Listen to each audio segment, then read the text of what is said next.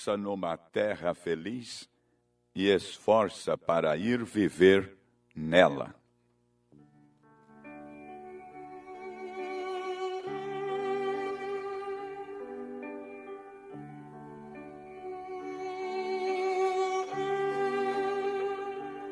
Eu avisto uma terra feliz, onde irei para sempre morar. Há mansões nesse lindo país, que Jesus foi ao céu preparar. Vou morar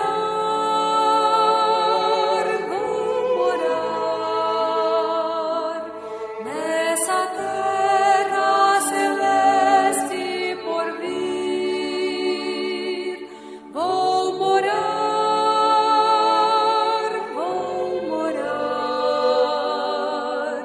nessa terra celeste por vir.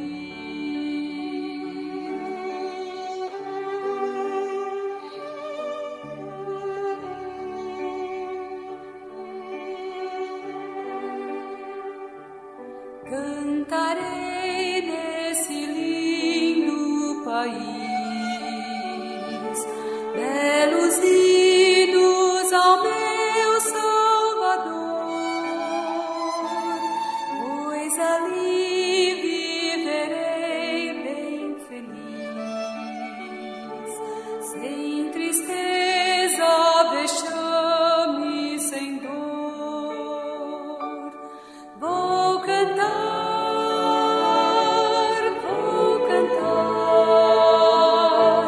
nessa terra celeste por vir. Vou cantar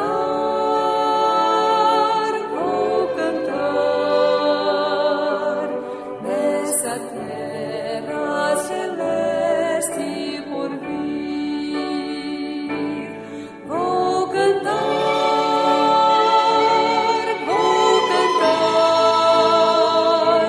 nessa terra celeste por vir. Vou cantar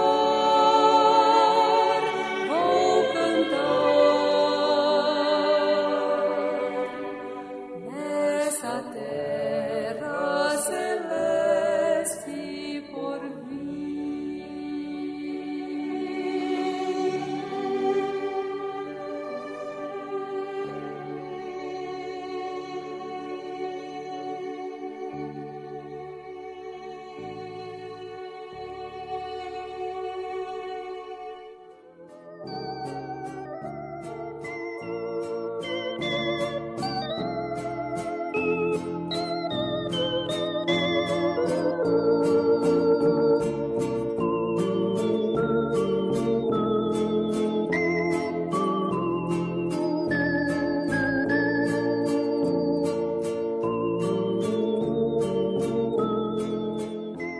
De sorte que haja em vós o mesmo sentimento que houve também em Cristo Jesus, que, sendo em forma de Deus, não teve por usurpação ser igual a Deus.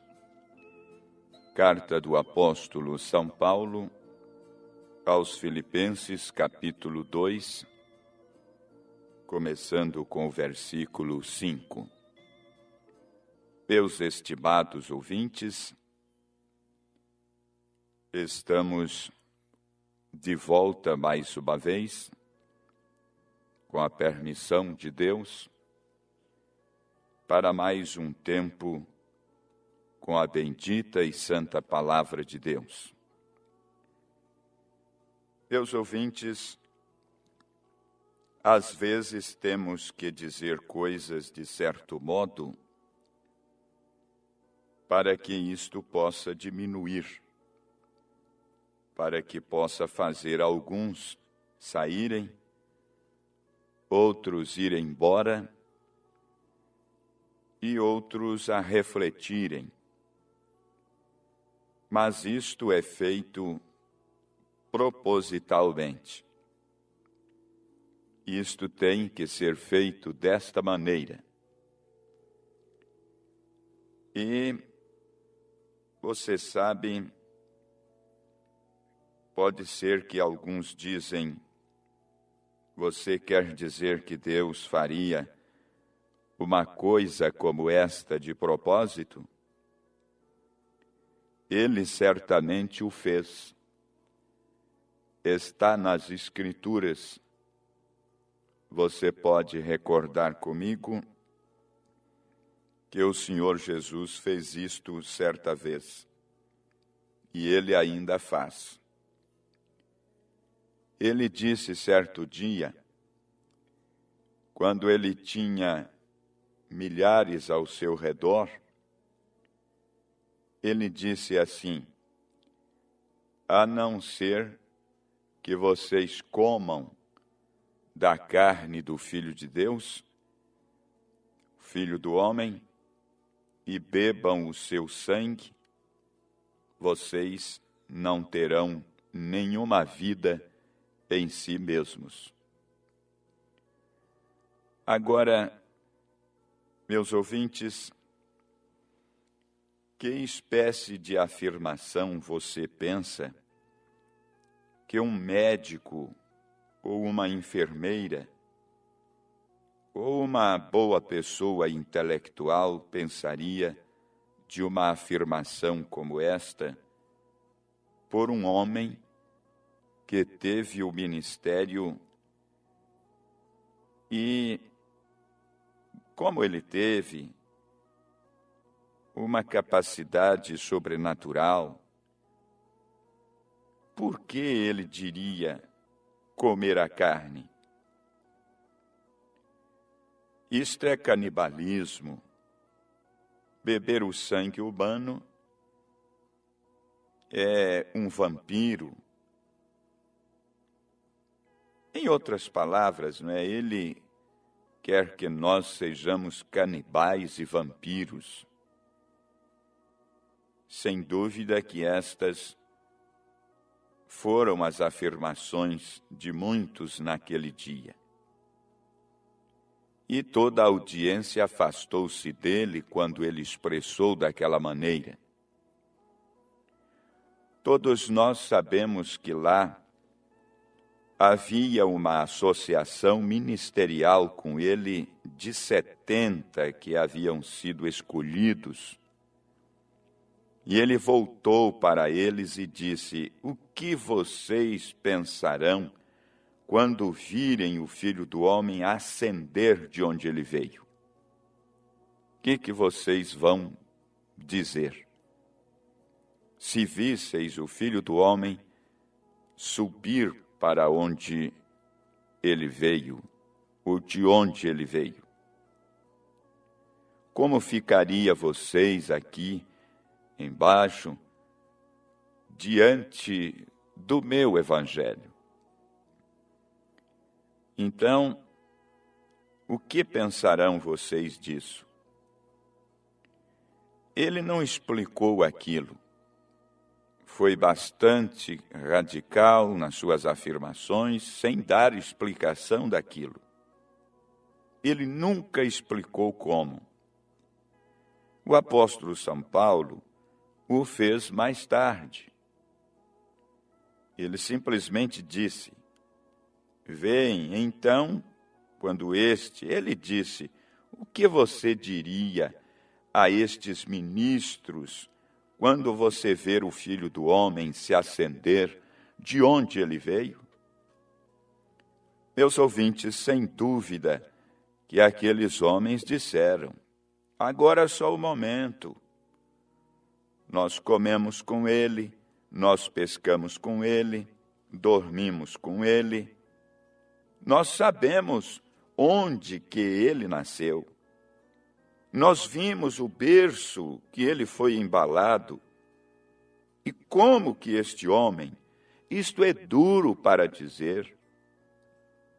E a Bíblia diz, eles não andaram mais com ele, eles o deixaram. Então ele tinha só 12. Ele escolheu 12. E um deles era o demônio, ele disse. Então ele virou para eles, e não havia ninguém que pudesse explicar o que ele havia acabado de dizer. Como é que eles vão comer e beber o seu sangue? Comer a sua carne, beber o seu sangue? Como? E como foi que ele desceu, quando ele nasceu bem aqui na terra, agora ele diz que desceu do céu e diz que vai voltar?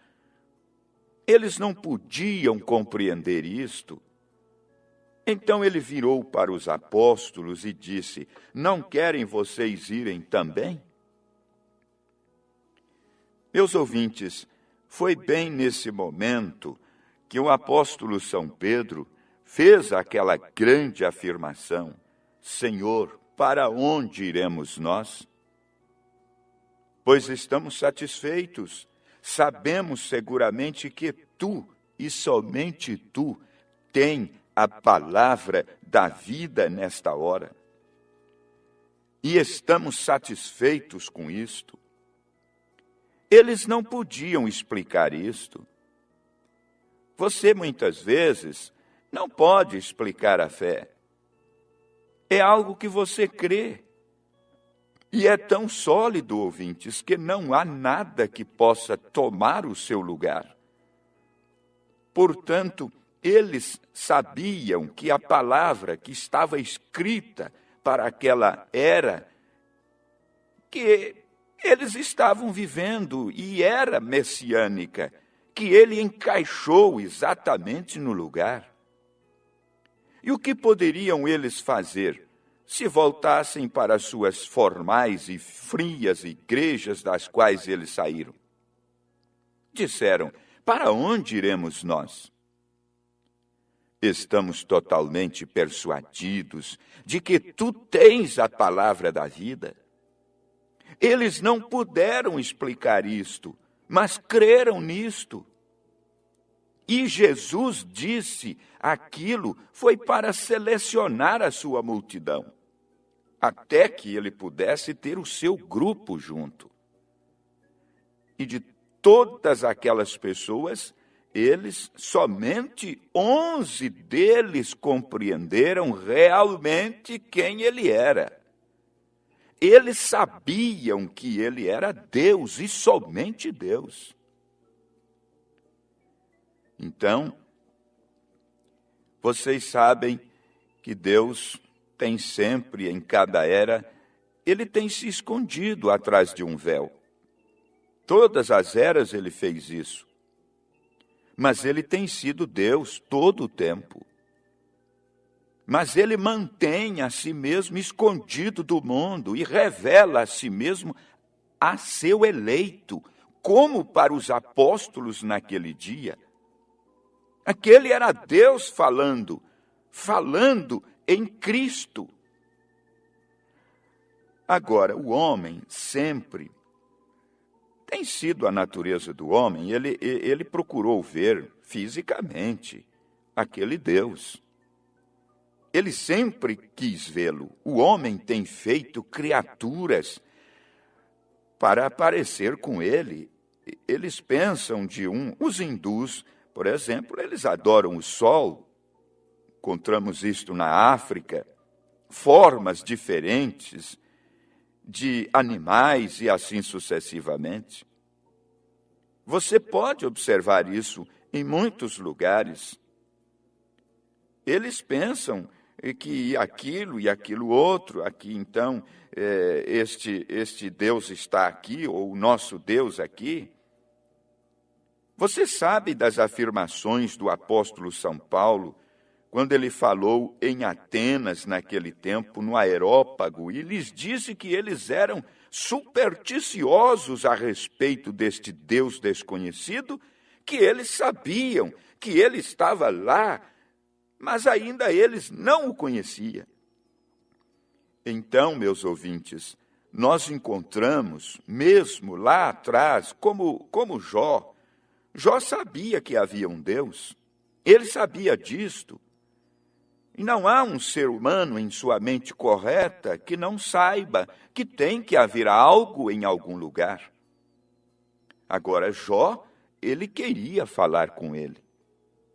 E eu quero que você observe aí a forma que Deus escolheu para falar com Jó. Deus estava velado, não estava? Quando ele falou com Jó, ele estava velado em redemoinho. Ele desceu em um redemoinho.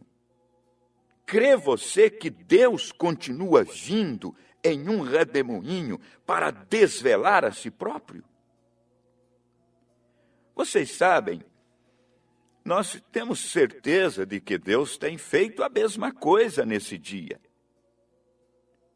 Enviando uma mensagem, trazendo em cena um profeta vindicado com o assim diz o Senhor. E você precisa de conhecer melhor, cada dia, a mensagem precursora da segunda vinda de nosso Senhor Jesus Cristo. Você tem que fazer algo para fazer com que algo siga aquilo. Jesus tomou um pedaço de pão e o partiu. Então, ele multiplicou aquele pedaço de pão. Ele tomou, por exemplo, a água e a colocou em uma jarra. Você vê, o profeta Elias apanhou sal e o colocou em uma botija, cortou uns cavacos, jogou na água. É algo para simbolizar. Agora você deve tomar conhecimento destas verdades reveladas nesse tempo. Observe bem, o Jeová do Velho Testamento é Jesus do Novo Testamento. Ele é o mesmo Deus, simplesmente ele está mudando a sua forma. Agora, devemos abrir nosso coração para compreender, para deixar esta revelação de Deus descer. Como você pode dizer que Jesus e Deus não é a mesma coisa? Você não pode ver que ali está a encarnação de um Deus que é Espírito? É a mesma pessoa agora. Agora, eu quero que você observe bem estas coisas vindas da palavra de Deus. Se você observar aqui, na carta de São Paulo aos Filipenses, no capítulo 2, no versículo 6, ele disse, não pensando em usurpação, mas ele tomou a forma de homem. Tomou a forma de homem. Agora, você pode observar bem que a palavra grega lá para aquela forma, veja lá o que é aquilo, é emorfe. Emorfe, olhando no grego para encontrar o que era emorfe, talvez, vocês sabem, pode ser que não pronunciemos muito bem estas palavras e etc., mas aqui está, é uma palavra grega, emorfe. Aquilo quer dizer que ele mudou a si próprio, ele desceu. A palavra grega lá significa que algo que não podia ser visto, mesmo estando lá, então foi mudado e o olho pôde captá-lo. Como Elias estava lá em Datã, o servo não podia ver todos aqueles anjos ali ao redor. E Deus simplesmente mudou. Não trouxe os anjos para baixo, mas ele mudou a maneira de ver daquele servo que não conseguia discernir o que estava lá. E lá estavam as montanhas cheias de anjos, e fogo, e cavalos de fogo, e carros de fogo, tudo ao redor do seu profeta, quando aquele servo estava temeroso, porque só enxergava um exército inimigo. O que ele fez?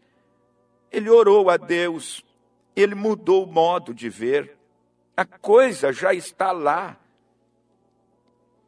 Então, meus ouvintes, é isto que estou tentando dizer a você, que Deus sempre esteve aqui. A única coisa que ele fez, quando ele se tornou homem, ele mudou a sua máscara. Este Enmorfe, ele mudou a si mesmo do que ele era ao que ele é, ou sua máscara, um outro ato. É a mesma coisa de você assistir um determinado drama e você vê que há muitos personagens ali e uns e outros às vezes desempenham um papel diferente em dados momentos daquele drama, volta e faz outro papel diferente. Meus ouvintes, e este é Deus. Ele mudou a si mesmo de uma coluna de fogo para se tornar um homem. Então ele mudou a si mesmo daquilo de volta a espírito outra vez. Ele está no nosso meio. Ele está nos verdadeiros cristãos, na forma do Espírito Santo, para que ele pudesse habitar no homem. Deus apresentando no homem o que realmente ele era. Jesus Cristo era Deus apresentando no homem, em um homem. É isto que ele era. Ele mudou de coluna de fogo e então havia entrado, que era um véu no deserto que escondia Deus de Israel. Moisés viu a forma do seu corpo, mas ele estava realmente escondido o tempo todo atrás desta coluna de fogo, o qual era o Logos que saiu de Deus. Meus ouvintes, encontramos aqui, agora desde o Pentecostes, Deus não está operando no homem, ou atuando. Agora ele está operando através do homem. Através do homem. Ele estava operando em um homem, então, este era Jesus. Mas agora ele está operando através do homem que ele tem escolhido para este propósito. Ele revelou o plano, o ministério do Filho do Homem em carne humana, usando uma carne humana para fazer claro as coisas nesse tempo do fim. Tal como ele fez isto na tenda de Abraão, quando ele tomou uma forma humana e esteve lá com Abraão, comeu com Abraão, deu a promessa a Abraão.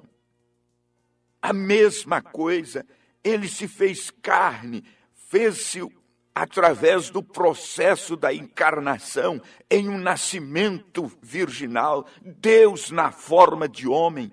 Ele mudou-se a si mesmo da forma de Deus para a forma de homem. Ele veio em três nomes de filho. Ele veio no filho, no nome do filho do homem, do filho de Davi, do filho de Deus. 3 nomes de filho. E você precisa conhecer estas verdades. Sua alma tem clamado por algo e você tem ido a um lugar e a outro, a um sistema, a outro, e isso nunca tem satisfeito o desejo, o clamor da sua alma. Mas agora você está diante da verdade de Deus revelada nesse tempo em que vivemos. E você pode perfeitamente ter o seu desejo satisfeito, o seu desejo de alma, de estar seguro, estar segura nesta promessa que Deus fez, que nesses dias Ele estaria em forma humana, falando, ensinando, advertindo, profetizando, revelando mistérios escondidos de sua palavra, através do ministério profético de Elias, outra vez, para trazer a restauração de todas as coisas. Que momento especial você agora está diante dele, de saber estas verdades, e você pode aceitá-la. Você tem livre-arbítrio para decidir nesse momento. Creia de todo o seu coração, de toda a sua alma, e deixa Deus revelar-se a você através da palavra. Continue acompanhando este programa e abra seu coração para algo especial para a sua alma, hoje e para sempre. Amém.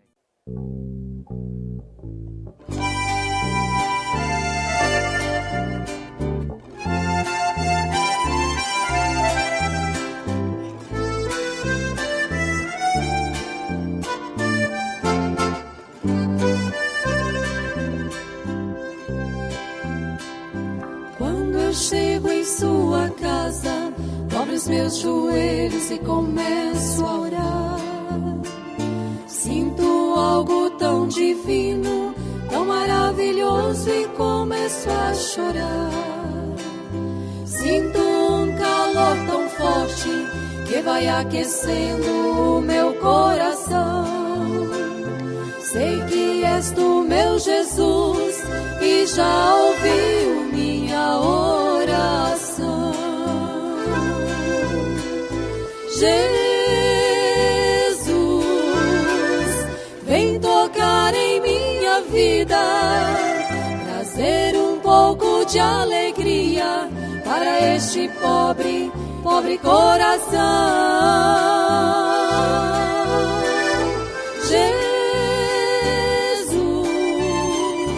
Pela fé agora eu vejo um anjo trazendo a vitória e ele entrega em minhas mãos.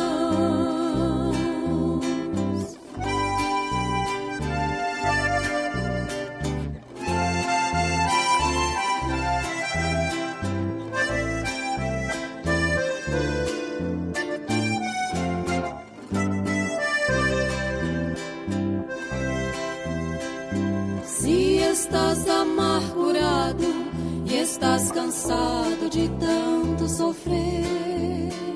Suas forças já se foram, você até pensa que não vai vencer.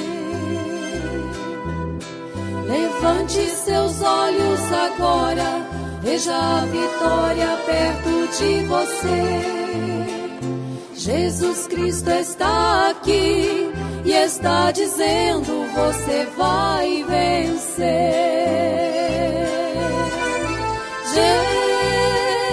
Jesus, vem tocar em minha vida, trazer um pouco de alegria para este pobre, pobre coração.